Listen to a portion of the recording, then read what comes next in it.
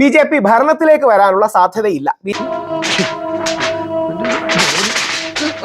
ഒരിക്കൽ കൂടെ CPM വന്നാൽ പണ്ടത്തെ ബംഗാളിന്റെ ദുരവസ്ഥ ഉണ്ടാകും. നമ്മൾ ഹിന്ദുക്കൾ കോൺഗ്രസിന് വോട്ട് ചെയ്യുന്നതാണ് നല്ലത്. അതേടാ, എന്തുകൊണ്ട് കോൺഗ്രസ് UDF തിരിച്ചു വരണം? ഇതുവരെ രാത്രിയിലെ ശല്യം ഉണ്ടായിരുന്നുള്ളൂ, ഇപ്പൊ പട്ടാ പകലുമായി.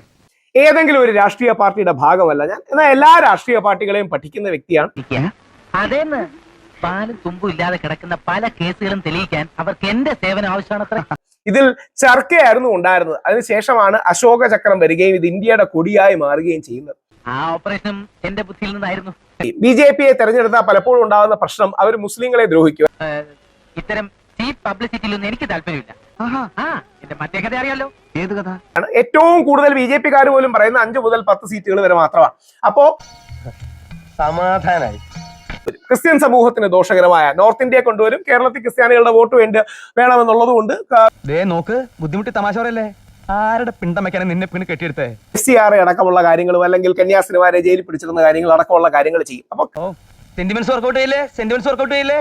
CPMനെ തെരഞ്ഞെടുത്താൽ പലപ്പോഴും നമ്മൾ ഹിന്ദുക്കൾക്ക് ദോഷം ചെയ്യും. കാര്യം നമുക്ക് പണി തരും. കോൺഗ്രസ് ഞാനിവിടെ സമാധാനമായിട്ട് കഞ്ഞി കുടിച്ച് ജീവിക്കുന്നത് നിനക്ക് സഹിക്കില്ലല്ലേ? അധികാര ധാർഷ്ട്യം CPMന് തന്നെ ദോഷം ചെയ്യും. സ്വത്തും പണമൊക്കെ ഉണ്ടെങ്കിലും കുടുംബ ബന്ധങ്ങളല്ലേ വലുത്. ചിങ്ങവും വന്നേ, കന്നിയും വന്നേ,